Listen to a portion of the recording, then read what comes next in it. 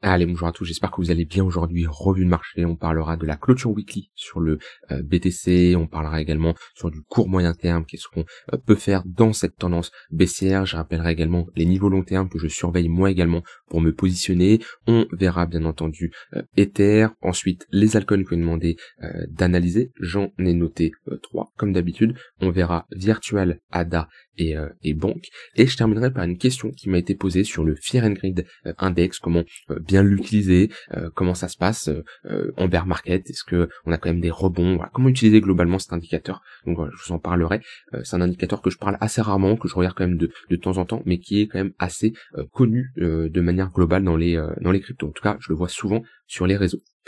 Allez, je commence ici par le BTC. On a une clôture weekly qui est moche. On va pas se le cacher, on va pas commencer à dire oui, mais si, non, la clôture weekly, elle est moche. Vous avez depuis un moment, depuis cette phase de latéralisation, le plan a toujours été le même, qu'on soit ici ou ici, je vous ai toujours dit, j'ai deux niveaux que je surveille. Le niveau des 106 000 $ pour vraiment préserver la tendance moyen terme et les 90 000 $ pour préserver la tendance long terme. Les deux ont été cassés. C'est confirmé, on a break ces deux niveaux avec une forte clôture weekly, d'accord? Aucune réaction acheteuse, on a une clôture qui est basse, c'est pas comme si on avait, je sais pas moi, ce type de mèche, par exemple, à ce niveau-là, ou même ce genre de mèche qui nous montre que on pousse, mais on a des acheteurs qui se manifestent. Là non, contrôle total au niveau des vendeurs. Donc là, j'ai envie de dire, j'ai une confirmation sur plusieurs points, que ça soit la saisonnalité, on l'avait vu ensemble, je peux vous le remontrer rapidement, BTC cycle ici, que si on se base sur la saisonnalité, on pouvait prévoir un top de marché vers septembre-octobre 2025, de ce qui était prévu en se basant sur les précédents cycles, d'accord, ça c'est un premier point. On avait ensuite surtout le contexte technique, que moi je surveille. La saisonnalité c'est bien, la cyclicité c'est bien, mais je veux avoir une confirmation technique. Et voilà, quand j'ai vu qu'on passait en dessous de ce niveau-là, je me suis dit, potentiellement, c'est le début d'un bear market. Alors attention, parce que souvent, quand on crie au bear market, les gens ils commencent à s'imaginer que ça y est, on clôture sous les 98 000 direct, ça va s'effondrer de 50%. Non, pas spécialement. Un bear market, c'est une tendance baissière. En fait, un bear market, c'est pas spécialement un dump brutal. Parce que si on prend des dumps brutales, on en a eu en pourcentage. Si je prends le crack Covid, moins 30%.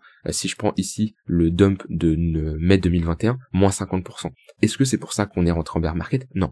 Un bear market, c'est quoi? C'est des creux et des sommets de plus en plus bas sur du long terme. C'est ça, un bear market. C'est pas une grosse bougie rouge. Un bear market, c'est tout simplement une dynamique baissière qu'on va avoir pendant des semaines, voire des mois. Historiquement, entre le point le plus haut et le point le plus bas d'un bear market, on a un an. Voilà, c'est à peu près un an. On le voit bien ici, novembre 2021, le top, le bottom il se fait un an après, novembre 2022. Là c'est à peu près pareil, si je prends le top décembre 2017, et là le bottom il se fait décembre 2018. Donc voilà, faut partir de ce principe-là. Si on rentre sur un bear market qui est similaire au précédent cycle, on peut s'attendre à un point le plus bas qui sera trouvé vers novembre 2026.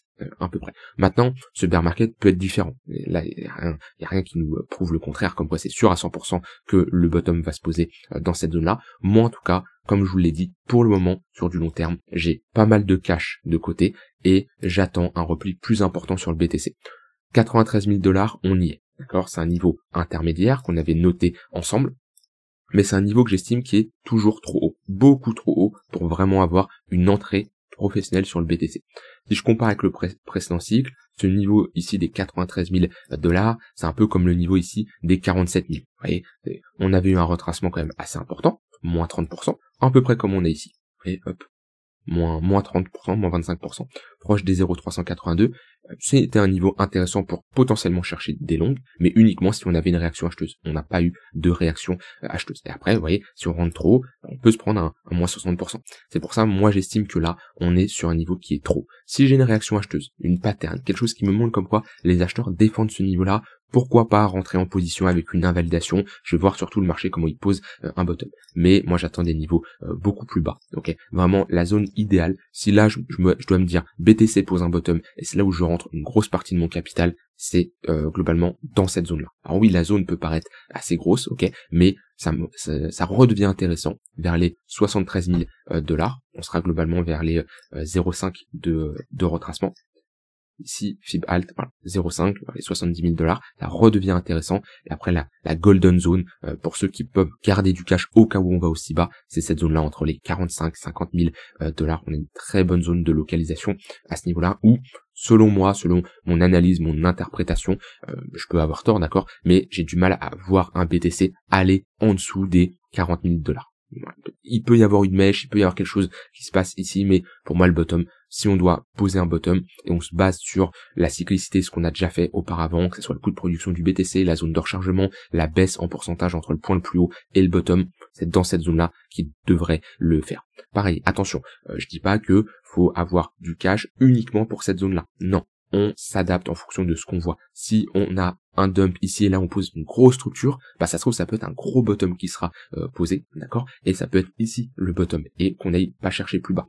Ça me fait penser tous ceux après le crack de FTX qui attendaient les 12 000 $, parce qu'on avait une confluence de niveau et c'est vrai que c'est un niveau très intéressant. On n'y a pas été. Bah, faut pas être aveuglé à se dire oui, le marché n'ira jamais, non, c'est pas possible.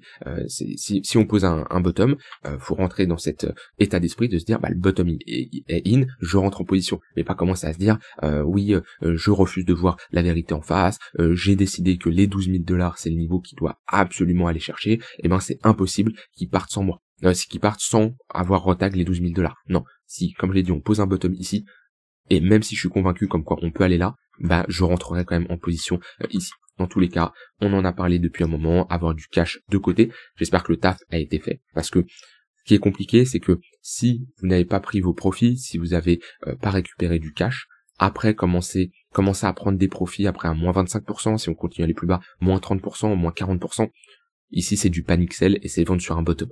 Je ne peux pas réduire mon exposition, je ne peux pas vendre du BTC à 70 000 $, là où potentiellement je pourrais en reprendre.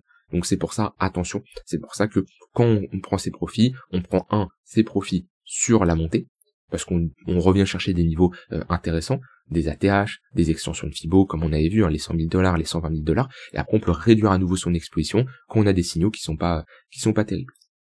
Bon, en tout cas, ici, quand je me mets sur du plus court terme, je mets des mois immobiles. Très bien, j'ai le 15 minutes qui est en dessous le 1 heure, qui est en dessous le 4 heures. Et là, on est dans un bon contexte pour faire de la continuation de tendance. La preuve encore aujourd'hui avec un 15 minutes qui fait office de résistance et on rejette. Et pour ceux qui se disent, oui, en bear market, il n'y a rien à faire, on va se faire chier, ça dépend. Vous êtes investisseur sur le long terme, ouais, faites autre chose, va falloir patienter, formez-vous, renseignez-vous, documentez-vous, ok. Le but, c'est pas juste de patienter pendant un an pour temps de chercher un niveau plus bas et rentrer, non.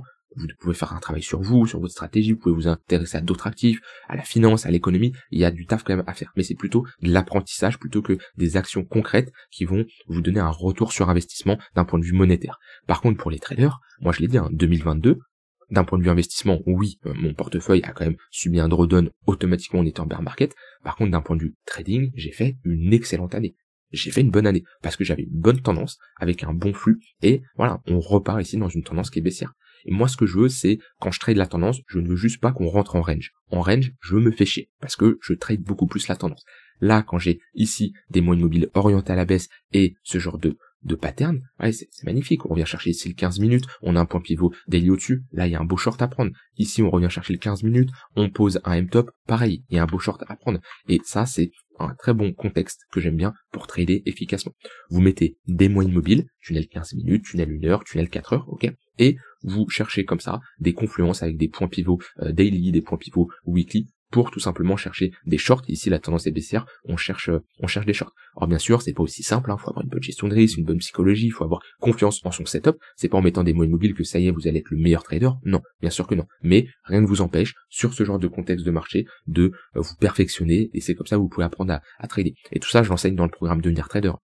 Il y a des setups de tendance que j'enseigne dans la partie, dans le module numéro 11, je vous apprends à trader comme ça le setup que je parle juste avant et bien plus, d'accord, vous serez clairement autonome.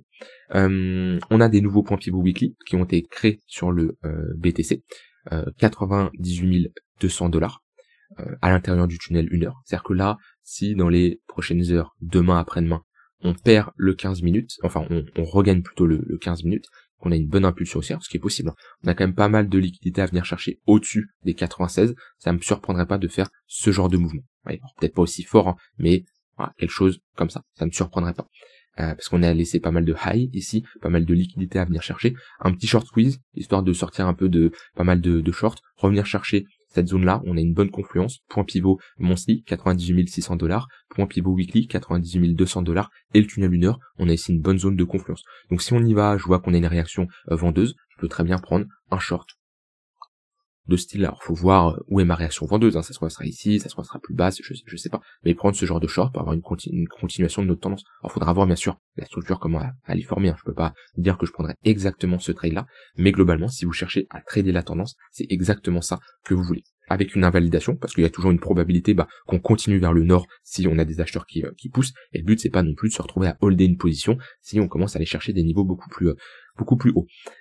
Et on a un point pivot weekly vers les 103 535 $. Et un plus bas ici vers les 89 000 $. Voilà de ce côté-là sur le BTC. Soyez prudents, encore une fois. Attention à ceux qui se disent oui c'est le bottom, oui c'est encore le bottom. Non, sur un bear market, on peut mettre du temps avant de trouver un bottom. Ne soyez pas pressés, je sais que déjà de manière globale, les gens sont de plus en plus pressés, hein, toujours à vouloir de la dopamine, bon les réseaux n'arrangent rien là-dessus, dans les cryptos c'est encore pire parce que tout est rapide, la performance est rapide, les cycles sont plus rapides que les actions, donc en général les gens veulent un bottom tout de suite maintenant. Je suis désolé, hein, mais quand on pose un top et un an après on a un bottom, c'est un cycle qui est rapide, et surtout qu'on refait un ATH, on est en 2021, on fait un ATH 3 ans après, hein. C'est correct. Si on prend un SP500,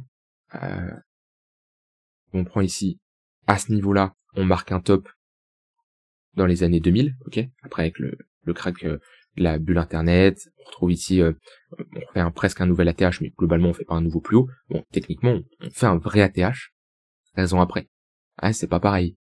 Donc attention à pas vouloir tout trop vite sur les cryptos et à rester humble sur ce type de marché. Déjà, il y a pas mal d'opportunités, il y a une bonne volatilité, donc bon, on va pas se plaindre au vu de la performance qui a été réalisée 2023, 2024 et 2025. Voilà, j'ai pas grand chose à dire de plus sur le BTC, on fait de la continuation de tendance, on surveille si on a des setups et pour le moment aucun bottom qui est posé. Je me concentre maintenant sur Ether.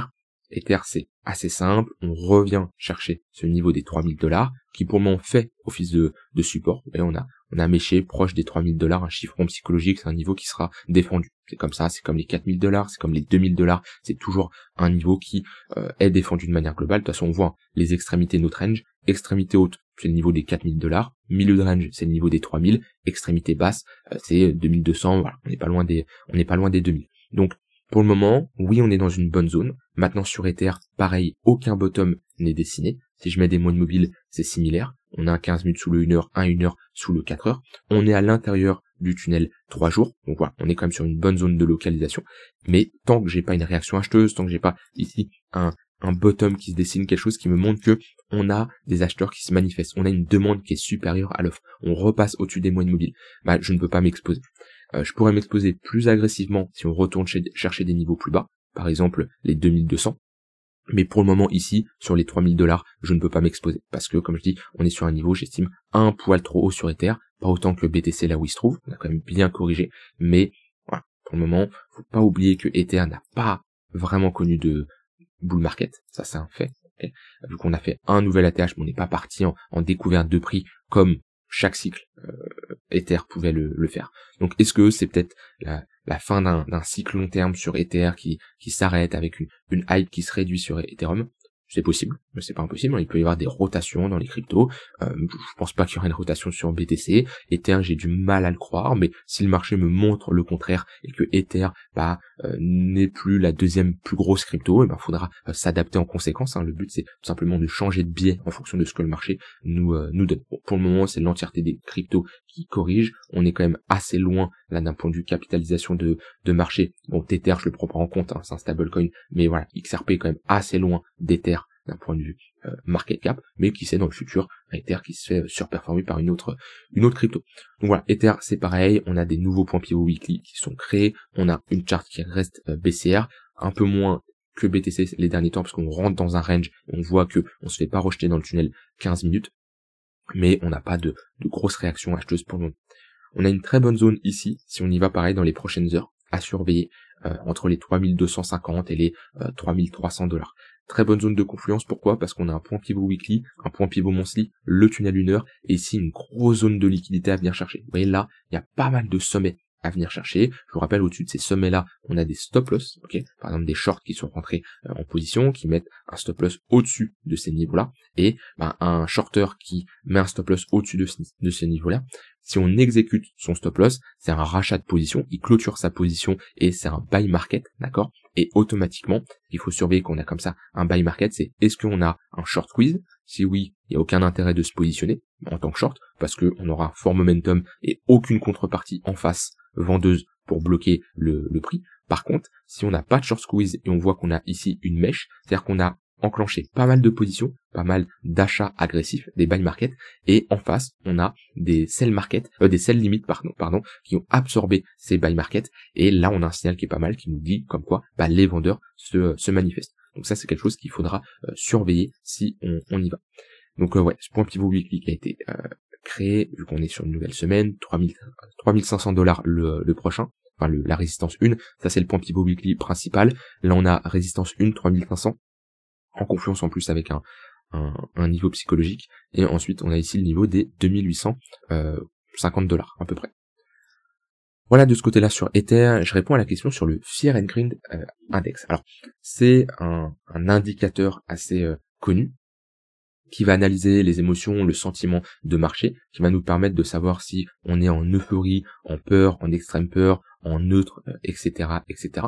On voit qu'on a ici un indicateur qui est borné entre 0 et 100. Donc quand on est proche des 100, c'est en mode les gens sont très euphoriques, ça y est, c'est to the moon, c'est hyper bullish, etc., etc. Voilà, extreme greed, comme ils le disent. Et quand on est proche des 0, on est sur quelque chose d'extrême fear. D'accord? Comment c'est calculé? On prend la volatilité, le momentum, les réseaux sociaux, la dominance, la tendance, etc., etc. Et on va avoir des sondages, tout ça. Bon, ouais, j'ai pas trop les détails de comment c'est calculé. De toute façon, je l'utilise de temps en temps, mais assez rarement. Il y a deux choses à surveiller sur le Fear and Greed Index. Le premier, moi, je l'aime bien l'utiliser en bull market. Pourquoi? Parce que en bull market, quand on a des pics assez bas, ça nous indique souvent des bottoms. Parce que à arriver dans des phases de fear and greed, de fear, d'extrême fear en bull market, ça nous indique en général qu'on est sur un bottom.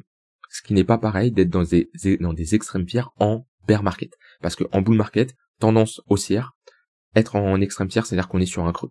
Par exemple, si je prends ici le plus bas, c'est le 7 août, pardon. Le 7 août. Ici, c'est le 28 février. Donc, vous voyez, si on va chercher sur notre chart, je prends BTC, hop, j'ai dit le 5 août, donc le 5 août c'est ici, hop, 5 août, vous voyez, gros dip et extrême fear, bottom.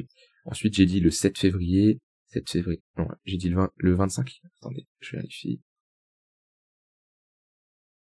le 25, ouais, 25-28 à peu près, donc c'est cette zone-là, vous voyez, hop, cette zone-là, on dump, et pareil, c'est une bonne zone pour se positionner, donc en bull market, c'est très intéressant de l'utiliser. Pourquoi? Parce que souvent, ça nous indique quand on a une grosse peur et qu'on marque potentiellement un dip. Parce que dans une tendance haussière, dans un bull market, on part du principe que les dips vont être rachetés. Donc le but, c'est de se dire, ok, à quel moment on a une grosse peur des marchés, et c'est là où on peut se positionner. Quand on est dans un bear market, c'est différent. Parce qu'un bear market, c'est des creux des sommets de plus en plus bas. Et on peut rester longtemps ici en extrême fear. On le voit à ce niveau-là. On rentre en extrême fear vraiment en mai, et on y ressort qu'en juillet. Donc on est resté 2-3 mois. Est-ce que c'est pour ça que le bottom a été posé? Pas spécialement. Mai, juin, juillet 2022, c'est mai, juin, juillet 2022, c'est ici. Alors oui, on est bas, mais est-ce que le bottom a été posé? Non, parce qu'après on refait un plus bas avec le crack de FTX. Et quand je regarde le top de marché, il se pose ici à peu près en novembre 2021. Le bottom, il se pose ici après le crack de FTX dans cette zone-là, janvier 2023. Et on voit que on a été longtemps en fear, en extreme fear, en neutre, ok, et on a continué à faire des creux et des sommets de plus en plus bas sur le price action. Donc attention, quand on est dans une tendance haussière, j'aime bien utiliser cet indicateur parce qu'il nous permet de voir qu'on a vraiment des phases de panique sur des dips. Par contre, quand on est en bear market, en tendance baissière, faut pas commencer à se dire ouais on est en extreme fear, ça y est c'est sûr c'est le bottom. Ça peut être un bottom temporaire. Par exemple, ici on peut être en extrême tiers, ici on peut être en extrême tiers, ici on peut être en extrême tiers. Il peut y avoir des rebonds à jouer, mais commencer à se dire que c'est le bottom long terme, non. C'est pas cet indicateur-là qui va vous le donner. Il y aura vraiment jamais de toute façon un indicateur qui va vous donner ça. Donc voilà, ça peut, voilà comment globalement l'utiliser, mais je préfère coupler ça avec autre chose. Je peux pas prendre des décisions uniquement avec ce type d'indicateur. Marché US toujours sur des niveaux hauts, pas de top de marché qui est encore dessiné, ok. Phase de latéralisation, bloqué entre deux bornes, ça ne change pas. La résolution de ce range va être très importante, surtout aussi pour les cryptos, parce que si on a en plus déjà que les cryptos, il y a de grosses dégradations côté technique et d'autres choses également, si en plus sur le marché US on a ici une structure de top, et que le marché US nous envoie un signal comme quoi on a une inversion de dynamique, qu'on repasse en dessous des moyennes mobiles, en dessous le 4 heures, en dessous le 1 heure, ça serait pas bon pour les cryptos. On aurait encore une confirmation comme quoi les risk on sont baissiers, le marché US est baissier.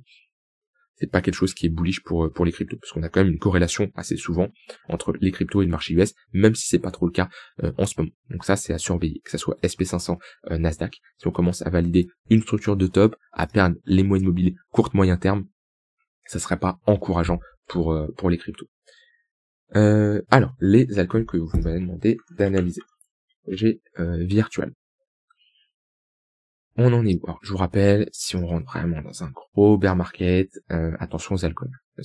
Vous l'avez bien vu, de toute façon, il y a beaucoup d'altcoins qui ne sont pas relevés lors du dernier bull market qu'on a eu, des altcoins qui ont parfait de nouvelle ATH, et pareil, hein, là dites-vous, des altcoins qui ont fait un ATH en 2024-2025, par exemple comme Virtual, c'est pas toutes les cryptos qui vont en refaire un si on a un nouvel ATH. Ça, c'est quelque chose à prendre en compte. Donc, les scénarios de se dire, waouh, on a un ATH à 5 $, je suis à 50 centimes de dollars, ici, je peux faire un x10 si je rentre en position. Non. Pas la bonne mentalité à adopter. Si vous faites ça, vous allez rentrer en position, vous allez jamais prendre des profits parce que vous allez avoir des targets trop hautes et vous allez peut-être faire un x2, x3, ce qui est une bonne performance, mais vous allez juste ne pas prendre vos profits parce que vous êtes convaincu que cet altcoin va retourner à l'ATH. Ça, c'est vraiment une mentalité à éviter. Maintenant, sur Virtual, on est globalement dans un range. On est bloqué entre deux bornes, on a trouvé une bonne zone de demande ici vers les 50 centimes de dollars. On a retesté ce creux. Il me semble que j'en parlais ici. Il me semble que j'en parlais, j'avais fait une vidéo, je vous avais dit on est dans une zone d'imbalance, on est en train de retester ce creux. C'est une zone où potentiellement les acheteurs peuvent se manifester. Et si les acheteurs qui ont marqué un V-bottom ici veulent transformer cette structure en W, c'est ici qu'ils doivent bien sûr se manifester. Maintenant, il faut surveiller BTC, parce que si BTC chute, il y a de grandes chances que Virtual chute aussi. Et dans tous les cas, là où on se trouve, on n'est pas dans une bonne zone pour se positionner. Soit on cherche des shorts sur l'extrémité haute, globalement dans cette zone-là à peu près. Okay. Soit on cherche des longues au niveau de l'extrémité basse, donc globalement à peu près cette zone-là. Mais jamais se positionner vers le milieu de range. C'est le pire endroit. Ici je peux mettre un poke, un volume profile, voir ce que ça donne. Non, je peux pas, je suis sur crypto. Il me faut un autre data provider virtual. J'ai assez de charts ici. C'est just, j'aurais aimé avoir cette partie. Je vais aller sur Mexe. Kraken, non, j'aime pas non plus. OKEx, c'est trop just. Ouais, je vais aller sur Mexe. Hein. Ok, ils sont de toute façon toutes les charts. Donc. Ok, j'ai une value area high qui est pas mal dans une bonne zone. La value area low, je la trouve un poil trop haute. Pour moi, elle fait plus sens vers les 70 centimes. Alors, elle est là. Hein. Si elle est là, c'est parce qu'il y a eu les volumes qui ont été bien échangés. Hein. Je peux pas changer ça. C'est pas l'indicateur qui se trompe, mais on n'a pas une bonne zone ici. C'est un peu trop haut pour faire du trading de range, parce que le problème c'est si vous cherchez des longues à ce niveau-là, vous avez une invalidation qui est beaucoup trop basse. Parce que l'invalidation dans un range, c'est l'extrémité basse, hein, c'est la cassure de l'extrémité basse. Donc vous voyez, si je suis là, j'ai un risk reward de 1,6 pour 1 si je cherche des longues au niveau de la value area high, et pas un très bon risk reward. Si j'ai une entrée un peu plus basse, je peux avoir du 2 pour 1, 3 pour 1, c'est déjà beaucoup plus intéressant. Voilà de ce côté-là pour Virtual, en tout cas on est dans un range, pour le moment c'est que du trading de range. Ensuite, analyse de ADA. ADA, vous voyez, c'est un exemple parfait hein, de une crypto qui a totalement explosé en 2020-2021 et qui n'a pas refait de nouvelle ATH en 2024-2025. Et ça, il y en a plein de cryptos qui seront dans cette configuration. Et ADA, va falloir vraiment surveiller, si on a un bear market et qu'on rentre un an dans une tendance baissière, comment ADA réagit. Si, moi, mon scénario sur les altcoins, il est très simple. Je prends ADA, je me mets comme ça, ok. Si BTC retrace fortement et retourne chercher par exemple 60 000 $. Si on a un ADA qui tank plutôt bien, qui arrive à se maintenir et qui ne perd pas spécialement ce gros bottom qui a été posé, il peut y avoir un espoir lors du prochain cycle de retaguer des niveaux plus hauts et peut-être d'aller faire un nouvel ATH. C'est possible, ok? C'est une possibilité si on commence pas à casser de très grosses structures. Si par contre, là, on commence à faire un plus bas et s'installer en dessous de ce niveau-là, pour moi, c'est une altcoin qui refera jamais de nouvel ATH de sa vie. Parce que là, on casse cette grosse structure par le bas. On a énormément d'acheteurs qui seront bloqués dans cette zone-là, qu'on retestera, ça sera très rapidement revendu. Et alors, il y en a qui en possèdent, je sais que c'est pas agréable à chaque fois que j'en parle, mais c'est mon exemple pour moi. Vous voyez, ça c'est une crypto qui a fait un ATH en 2017, n'a pas refait un ATH en 2021, mais a quand même bien pump, un peu comme ADA, vous voyez, et a cassé sa grosse structure. Et puis, ça n'a jamais rien redonné après 2023, 2024, 2025, ouais. Et c'est une altcoin qui refera plus rien. Là-dessus, c'est mort. C'est une altcoin qui est morte. Il y a plus d'intérêt là-dessus. Je dis pas toutes les altcoins vont ressembler à ça, mais les altcoins qui cassent des très très grosses structures peuvent ressembler à ça. Donc là, pour le moment, je serai en mode patience. Patience, parce que là, déjà, on est en train de perdre une petite structure, cette zone-là, là. Hop. On est en train de s'installer en dessous, ce qui n'est pas terrible. Et ouais, j'attendrai qu'un plus gros bottom soit posé, un ciel plus bullish, parce que là, je mets des moyennes mobiles, pareil, sur ADA, c'est moche. De toute façon, la plupart des altcoins sont moches. On est dans une phase où soit vous tradez efficacement, court terme, moyen terme, intraday, swing, scalping, ok, soit sur du long terme, vous patientez. Dernière crypto, Bonk. On en est où sur Bonk? Ça fait longtemps que je l'ai pas analysé. Ah bon, on revient chercher une très bonne zone. Hop. Bonk, c'est un range, hein. Bloqué entre deux niveaux. Si vous devez prendre un long, c'est dans cette zone-là, parce qu'après il n'y aura pas d'autres zones. Si on commence à s'installer en dessous, on aura ici une grosse pattern de distribution qui sera posée. Il n'y a aucun monde où moi je peux prendre un long si on clôture en dessous de ce niveau-là et qu'on a ici une candle qui casse ce niveau à la baisse. Donc là, on est ici dans une très bonne zone. Pourquoi? Parce que historiquement, à chaque fois qu'on est revenu chercher cette zone-là, la demande a été supérieure à l'offre. On voit bien structure en W dans une plus grosse structure. Ici, 10 structures en W dans une plus grosse structure également. Là, on est revenu, on a reposé ici un bottom. Maintenant, pour le moment, on semble pas poser de bottom. On a des moyennes mobiles orientées à la baisse. Il faudra attendre que on commence à avoir une première impulsion, retracer, en former une plus grosse. Là, ça peut être pas mal. Vous voyez, là, on a une première impulsion, on reteste le 4 heures, on se fait rejeter, on fait un second creux plus haut que le précédent, on break le 4 heures, on le reteste en support, et là, ça part. Bah, ici, il faudrait la même chose. Et si on a ça, bah, c'est très simple, hein. C'est une entrée au moment où on a notre réaction acheteuse, une invalidation sous le plus bas, et comme target, milieu de range et haut de range. Là, le trade sur Bonk, il est très simple. Maintenant, il faut prendre en compte que si BTC chute, si on a un dump de BTC, bah, c'est des altcoins qui peuvent potentiellement casser ce niveau-là. Et rappelez-vous, hein, c'est pas parce que c'est une altcoin que telle personne en a parlé, que votre ami, non, c'est une altcoin qui est 75e de market cap. Si demain elle passe 3 centièmes, si demain elle disparaît, ça va rien changer. Il y en a des fois qui se disent non, c'est impossible que ça aille aussi bas. Non, ouais. Quelqu'un qui me dit c'est impossible que BTC aille à zéro, que BTC disparaisse. Ça, je veux bien y croire. Parce que voilà, il a fait ses preuves, il y a des institutions qui sont rentrées, il y a une vraie valeur, il y a une vraie valeur intrinsèque pour moi sur BTC. Par contre, quelqu'un qui me dit oui, un projet comme Bonk, ou même comme ADA, Cardano, disparaît, c'est impossible. Si, c'est possible. On l'a vu avec Terra Luna, on l'a vu avec d'autres projets. Donc attention à ne pas trop s'accrocher émotionnellement sur vos cryptos. Je vous laisse avec ça, j'ai terminé. N'hésitez pas à rejoindre le Discord en cliquant sur le premier lien en description pour rejoindre le groupe privé et discuter avec des membres très compétents. Je suis là présent également et je peux répondre à des questions si vous en avez besoin. Je vous souhaite une très bonne soirée, je vous dis à demain pour une prochaine vidéo. Bye bye.